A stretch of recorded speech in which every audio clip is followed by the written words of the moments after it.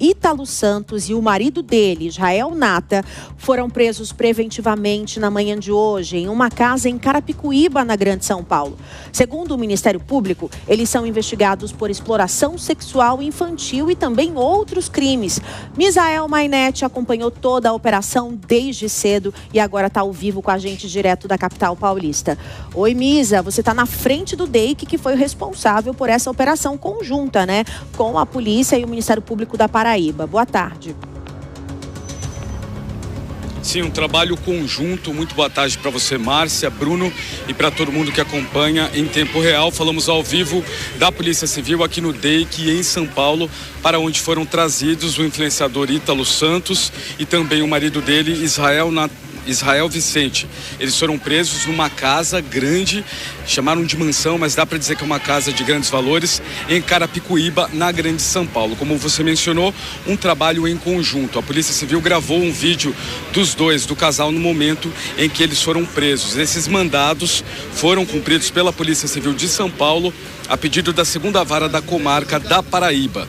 Ítalo é investigado pelo Ministério Público da Paraíba e também pelo Ministério Público do Trabalho por exploração e exposição de menores de idade em conteúdos produzidos para as redes sociais. Dessa forma, investigando crimes de tráfico humano e exploração sexual infantil. De acordo com a decisão do juiz, eles já destruíram várias provas, por isso houve esse pedido de prisão preventiva, justamente para que a investigação aconteça da melhor maneira possível. Pouco mais cedo, a gente entrevistou o delegado que cuida desse caso. Acompanhe. Aparentemente é uma casa alugada. Houve aí um levantamento de investigação e inteligência, sempre em apoio à Paraíba, e esse levantamento poderia ter frutificado ou não, e positivo aí, e conseguimos achar o veículo, e o veículo estava diante dessa casa em Carapicuíba, era um lugar de alto poder aquisitivo. Eles cooperaram e entregaram os celulares, e os celulares vão ser colocados numa cadeia de custódia de prova para ficarem à disposição da Polícia Civil lá da Paraíba e do GAEC da Paraíba também. Ao vivo do DEIC, aqui da capital paulista, a Polícia Civil. Se você me permite, Márcia, vou ler aqui um trecho da decisão do juiz Antônio Rudimaci Firmino de Souza. Ele afirma que há fortes indícios de tráfico de pessoas, exploração sexual e trabalho infantil artístico irregular, produção de vídeos com divulgação em redes sociais e constrangimento de crianças e adolescentes. E quando a gente fala em criança e adolescente, também falamos sobre os pais dessas crianças e adolescentes. Eles também devem ser ouvidos pela Polícia Civil. Márcia e Bruno. Agora, Misa, antes de você deixar aqui a gente continuar falando desse assunto, eu estou ouvindo que enquanto você fala, tem uma gritaria muito forte aí na frente do DEIC. São fãs, apoiadores de Ítalo que chegaram ou é impressão minha? Márcia, de acordo com o que eu apurei, eu vi esse pessoal chegando. Vou pedir para o José Roberto Novaes, pode fazer esse movimento, estamos ao vivo, aqui tem imprensa e a gente vê de longe, por favor, porque tem muitos menores de idade, por isso vou até pedir para voltar reavaliando, são menores de idade, mas eu consegui apurar com eles. Uma parte deles apenas conhece o Ítalo. Eles chegaram aqui, viram a movimentação da imprensa, começaram a fazer barulho e aí conversando com eles, apurando, vi que a minoria conhece, tá? Poucos conhecem, o resto só faz barulho mesmo. Viram a movimentação e foram para frente da delegacia, né, Misa? Obrigada pela sua informação. A gente volta com você já, mas o chamado agora é ao vivo e importante porque a gente vai receber com exclusividade agora o advogado de defesa de Ítalo Santos, o Chan Compierre Habib, que vai entrar agora ao vivo com a gente em tempo real. Vamos abrir aqui a tela da notícia, então, com o Dr. Chan. Muito obrigada pela sua participação. Já agradeço em nome de toda a equipe de jornalismo da Jovem Pan. Agora, doutor, existe ali num pedido de prisão preventiva a suposta fuga, né? Suspeita de fuga, porque ele e o esposo Ítalo e o esposo já teriam deixado a Paraíba, deixaram a casa, tiraram alguns equipamentos. Qual vai ser a estratégia da defesa para tentar impetrar, por exemplo, um habeas corpus? Boa tarde. Boa tarde, muito bom falar com vocês aqui da Jovem Pan, obrigado pelo espaço. Pela primeira vez nós vamos ter oportunidade de falar com efetividade, uma coisa que é muito clara, não houve fuga, não houve evasão, não houve destruição de prova, qualquer outro elemento, e simplesmente o que houve é um casal que estava viajando, não sabia que haveria algum tipo de medida coercitiva e foi surpreendido. Mas, em momento algum, ele deu ordem ou pediu que se fosse sumir com as coisas que estariam na casa. Então, existe uma informação que roda aqui a João Pessoa na Paraíba de que ele teria saído com uma van cheia de coisas na terça ou quarta-feira, que é um completo disparate, porque ele está em São Paulo desde a semana passada, foi passar o aniversário. Aí isso só confirma a desproporção, o assodamento e o descabimento dessa medida de prisão que nós estamos enfrentando agora. A pergunta do nosso repórter, o Misael Mainetti, que está ao vivo da frente da delegacia. Misa, pode fazer, o doutor te ouve. Oi, muito boa tarde, doutor, e de novo para todo mundo que acompanha tudo agora em tempo real.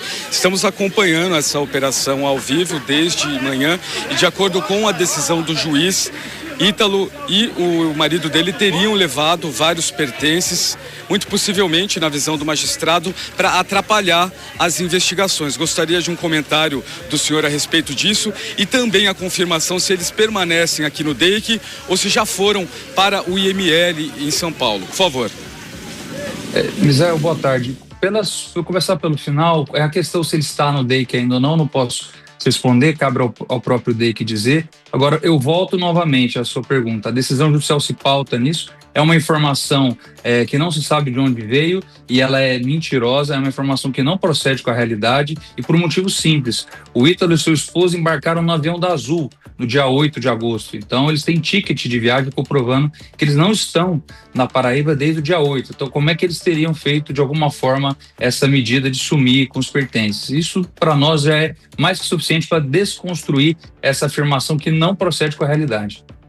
Agora, doutor, o senhor me perdoa, tenho muito respeito ao trabalho de advogados, mas existem claros indícios, segundo a investigação do Ministério Público, até de tráfico humano, também de exploração sexual de crianças e adolescentes. Existem ali provas concretas com mais de 30 vídeos colocados durante essa investigação, que já acontece desde 2024. O Ministério Público ouviu mais de 20 testemunhas, há relatos de vizinhos que dizem que Ítalo e o marido promoviam festas com bebidas alcoólicas, colocavam garotas ali em posições sexuais, faziam vídeos e ganhavam a monetização em cima dessas crianças e adolescentes. Isso a gente não pode negar que acontecia. E o senhor está dizendo que a medida da prisão preventiva é incabida, que não é algo que o senhor acredita que deveria acontecer. Qual a justificativa, então, para essas condutas de Ítalo e do marido? Olha, eu começo com o seu mesmo raciocínio. Você disse que respeita muito os advogados e eu respeito muito o Ministério Público.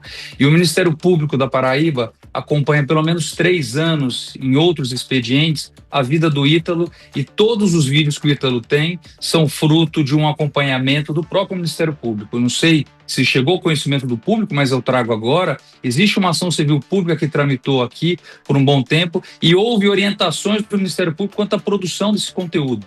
Tanto que uma delas houve o arquivamento desse expediente. Então eu te devolvo a pergunta que é aqui em caráter retórico. Se o Ministério Público acompanha tudo há tanto tempo, por que agora, quando sai um vídeo de repercussão, decide tomar prisão? Qual que é a corroboração de tempo e contemporaneidade que nós estamos analisando aqui? Nós estamos falando aqui que existiam vídeos, provas, investigações, mas veja só, se o Ministério Público acompanha tanto tempo esses fatos, por que agora, de uma semana para cá, isso passou a ser um absurdo? Então, eu entendo a indignação da opinião pública, mas nós temos que ver esse caso como um todo. E no todo o Ítalo passou por esse expediente de acompanhamento no inquérito civil, nessa ação civil pública. Isso tudo foi debatido, houve acompanhamento do órgão que faz essa fiscalização e agora nós estamos, então, num disparate. É por isso que nós tratamos essa prisão como um absurdo, porque antes eu tinha uma supervisão, aí sai um vídeo, o vídeo toma uma repercussão nacional, cria-se uma indignação e aí o que era um acompanhamento vira um motivo de prisão. Então, com todo respeito, e esse é um dos pontos que nós vamos bater, assim que nós tivermos acesso, e é bom deixar claro que, embora esteja preso e isso esteja amplamente divulgado e a imprensa está lendo cópia da decisão, eu estou tomando conhecimento da decisão judicial pela imprensa, porque eu não conheço a decisão judicial, não nos foi franqueado acesso. Mas volto novamente ao mesmo ponto. Se havia um acompanhamento do próprio Ministério Público, como que o Ministério Público agora fala que a ação dele foi, vamos dizer assim, ilegal e criminosa? Então, com todo respeito, essa para nós é uma contradição que vai ser enfrentada no processo também. Essa investigação está em andamento, então, doutor. Eu queria que o senhor conseguisse explicar como funcionava a residência de Ítalo. Esses jovens, esses adolescentes, eles iam sempre, com muita frequência, na casa de Ítalo? Os vídeos eram feitos na residência? Como que ele tinha essa relação, esse contato com esses jovens, com esses adolescentes? Primeiro, é importante explicar uma coisa. Tudo relacionado aos jovens não foi feito à margem dos pais. Os pais nunca foram alijados desse tipo de relação. Os pais participaram ativamente. Então, todo tipo de produção de conteúdo tinha participação ativa dos pais, inclusive concordando ou não com o conteúdo. Então, quando o pai concordava, o conteúdo era disponibilizado. Quando ele discordava, o conteúdo era suprimido. E outro ponto que você me pergunta, essa produção ela sempre foi submetida a essa vigilância aqui na Paraíba em razão das diversas circunstâncias que envolveram uma pessoa de notória relevância. Ele é um influenciador que tinha até pouco tempo 18 milhões de seguidores. Então, é natural que uma pessoa dessa exposição tenha algum tipo de destaque, esse destaque seja direcionado às autoridades. Então, toda essa produção artística, é importante a gente agora trazer esse ponto, o que o Ítalo faz é arte. Se nós não gostamos do que ele faz, se a dança dele, se a produção dele não é do nosso agrado, é uma questão. Agora, tratar a dança como crime, porque é o que está acontecendo. A dança aqui não é crime, está sendo criminalizada. E isso, para nós, é uma questão que também precisa ser enfrentada. Então, toda essa produção... Pois não. Doutor, desculpe, mas assim, eu como mãe de um menino de 9 anos, eu não consigo, até me arrepia, quando o senhor fala que o que ele fazia era arte. Me perdoe, mas crianças dançando e rebolando com trajes sexuais para homens não é arte, nunca foi. E assim, me perdoe, porque assim, a minha indignação como mãe, chega, eu me tremo. Quando a gente assiste às cenas, doutor, desculpe, quando a gente assiste às cenas, quem não fica horrorizado e quem acha arte, tem algum problema na cabeça. Veja, eu não estou aqui para dizer que você está errada com a sua opinião. Só que nós temos que entender que nós temos que dividir essa questão entre o que é moral, o que é aceitável, o que é crime. E a lei não criminaliza. E com todo respeito, veja, não existe uma previsão... Uma coisa é arte, outra coisa é crime, outra coisa é abuso sexual de menores e adolescentes. Não teve abuso sexual, também. Eu não teve abuso sexual. Há aqui você está trazendo um fato que não está nem dentro do objeto da investigação. Você está alargando o objeto da investigação, não há abuso sexual. Exploração sexual, correção, então. É exploração de imagens de menores em conteúdos sexuais. É isso, estou me corrigindo. Tá certo? Não, tudo bem, nós estamos... E eu queria, assim, devolver a sua indignação com uma pergunta, se você me permite. Nós temos aqui um fato que foi coberto pelo Ministério Público há tantos anos. E esses fatos que estão na investigação são os mesmos que estavam naquela outra investigação. Por que agora se tornaram crime, sendo que tudo isso passou pelo crivo do Ministério Público e do Judiciário? Essa que é a questão que nós estamos colocando a debate. Respeito a sua indignação. Por que agora se tornou crime? Porque nós tivemos um vídeo, sim, de um influenciador com mais de 30 milhões de visualizações. E quando a opinião pública se move, sim, é preciso, sim, de uma resposta mais rápida do poder público e do judiciário. Então, sim, foi por conta da repercussão que Ítalo também foi preso. Então, não interessa se o Ministério Público estava ou não.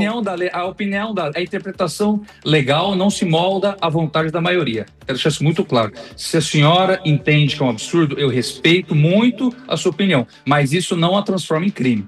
E nós temos que fazer uma divisão muito clara aqui. E quando o senhor fala que os pais sabiam, isso também não tira o crime. Porque se houve crime, foi com consentimento dos pais. Isso não sou eu que estou julgando, a gente vai aguardar as investigações. Mas os pais saberem, concordarem, não tira, doutor, desculpe, não tira a possibilidade de crime, mesmo com consentimento dos pais. Então, essa justificativa também cai por terra, doutor.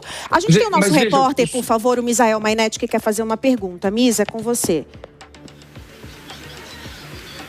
Seguia o pensamento que você falava com o doutor justamente sobre essa investigação já ser antiga no Ministério Público. Antiga, eu falo do ano passado. E entendo o que o advogado diz, porque o Ministério Público não agiu antes. É uma pergunta que nós temos mesmo que fazer ao Ministério Público. O fato é que, como a Márcia Dantas disse, isso ganha uma notoriedade muito grande depois da publicação do vídeo do influencer Felca. Então, gostaria de perguntar se o senhor já sabe o que o Ministério Público investigava em 2024 e se o conteúdo, produzido por esses influencers, por esse influencer, na opinião do senhor, pode ser considerado, como o magistrado disse, como algum tipo de exploração. Bom, vamos lá. O Ministério Público, em 2024, apurava esses fatos. O vídeo que o influenciador Felca fez, que dá vazão a essa discussão, trata e explora individualizado ali exatamente esses mesmos vídeos que o Ministério Público já tinha submetido ao crivo do inquérito civil. Então, se lá atrás o Ministério Público entendeu que não havia essa conduta criminosa, é por isso, Márcia, que eu disse, talvez eu não tenha conseguido fazer claro, mas volto ao assunto, se lá atrás o Ministério Público entendeu que era crime, não teria como agora a gente mudarmos de interpretação por conta desse clamor popular. O clamor popular movimenta muitas coisas, pode movimentar inclusive a alteração legislativa. Agora, com todo respeito, não modifica a interpretação da lei sobre se uma conduta é ou não criminosa. A lei penal não está submetida ao que a maioria deseja. Então, eu queria deixar isso claro. Agora, cabe ao Judiciário nos fornecer cópia, para que nós, tendo cópia da íntegra, nós possamos fazer uma discussão efetiva e profunda nesse caso. Mas eu já antecipo que a discussão está circunscrita a fatos que já foram apurados e que não foram reconhecidos crimes. Muito pelo contrário, houve, inclusive, uma orientação do Ministério Público e que agora ele passa por uma interpretação para nós inusitada. Então é isso que nós estamos tentando trazer. Perfeito, doutor. Muito obrigada pela sua entrevista. O que é o meu entendimento quando li os documentos do Ministério Público é que agora o pedido de prisão também foi feito porque se juntaram outras provas durante o inquérito do Ministério Público. Eles tiveram acesso a outras provas que, segundo o Ministério Público, são fortes indícios de vários crimes e não só de um. E o pedido de prisão foi feito por tentativa de fuga, coação de testemunhas também, porque, segundo o Ministério Público, algumas testemunhas importantes do caso estariam sendo coagidas pelo Ítalo e pelo esposo dele, e também por a situação da fuga, por tudo isso. Então, eu entendo que essa foi a resposta do Ministério Público, mas também entendo que a defesa faz o seu papel ali de de tentar colocar os seus argumentos. Mas muito obrigada, doutor, pela participação em tempo real aqui na Jovem Pan, e a gente vai aguardar essas investigações. Agora, vamos lá conversar com as nossas especialistas, as nossas comentaristas. Olha, Deise e Mônica, eu tive que respirar muito fundo. Eu sou jornalista, mas eu também sou mãe. Eu acompanhei o vídeo do Felca, eu acompanho essa discussão há muitos anos. E assim, desculpa, com todo respeito, mas alguém me falar que o que esse influenciador fazia com essas crianças era arte. Assim, eu quase tive um negócio aqui no meu coração. Eu não sei, desculpa, mas qual a opinião de vocês sobre as falas do advogado? Olha, é um pouco difícil, até a gente verbalizar isso, Márcia, mas o que a gente viu nesse caso do Ítalo é um exemplo grotesco do que a fama nas redes sociais, às vezes, ela pode fazer, Ela coloca uma aura nas pessoas e impedem com que a verdade ela seja posta à vista, Então, acho que é talvez um dos casos mais grotescos que a gente viu nos últimos anos, Ele se vendeu como um protetor de jovens, só que as investigações até agora estão apontando para, no mínimo, um esquema de uso de vulneráveis e usando a carência como uma matéria-prima. Eu acho que não tem outra coisa para a gente falar em relação a isso.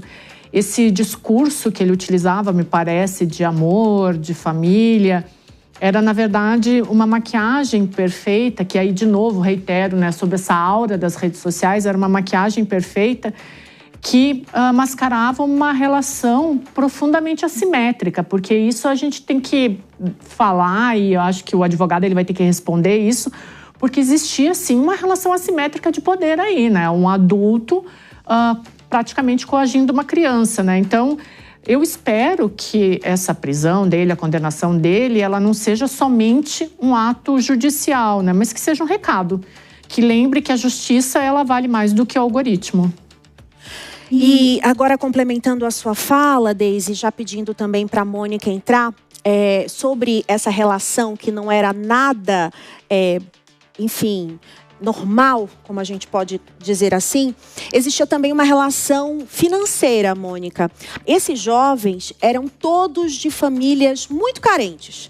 O que o Ítalo fazia, segundo as investigações? Ele oferecia uma boa vida para a família, para os pais, em troca dessas crianças e adolescentes morarem na casa dele, sob a tutela dele, e fazerem esse reality show dentro da casa. Então, existe sim algo monetizado, existe um poder econômico, ele ganhou muito dinheiro em cima. Isso seria um crime, segundo o ECA, por exemplo, o Instituto da Criança e do Adolescente, a nossa legislação brasileira, Mônica? E tanto é um crime que a justiça já determinou que não se monetizem mais os vídeos, porque ainda tinha vídeo dele rodando por aí. Então já houve a determinação de que não sejam mais monetizados.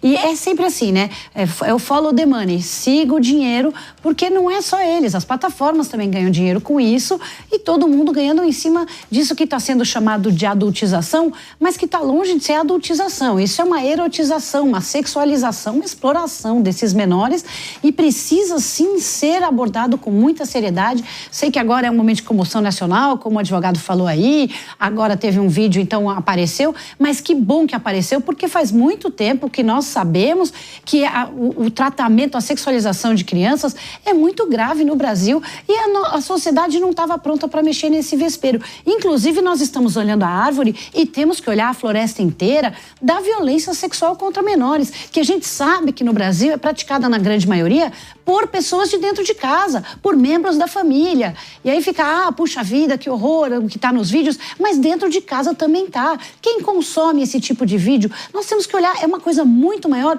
do que só ficar se apegando ao Ítalo. Mas, ainda no caso dele, vale lembrar que ele está em prisão preventiva por tentativa de destruir provas. E quem viu os vídeos da polícia chegando na casa dele lá na Paraíba, viu que a máquina de lavar estava funcionando, gente. Alguém estava lavando roupa ali dentro e o que tinha nessas roupas nós nunca vamos saber. Então, se ele realmente é tão inocente assim, a fala do advogado foi muito emocionante aqui, meu colega, parabéns. Se ele é tão inocente, ele tinha que entregar os computadores, entregar o celular, entregar tudo. Não agora, né, que já está tudo apagado. Que ele entregue todas as suas fontes, todas as fitas de tudo que foi gravado. E aí sim nós vamos entender se ele é tão inocente assim. Exatamente, Mônica. Obrigada. Eu queria ter tido a sua ideia de falar isso para o advogado na hora que ele tá. Mas eu rebati. O importante foi isso. O importante, fiz meu papel aqui como jornalista também. E vocês acrescentam, é claro, muito na informação. Obrigada, viu, Deise e Mônica.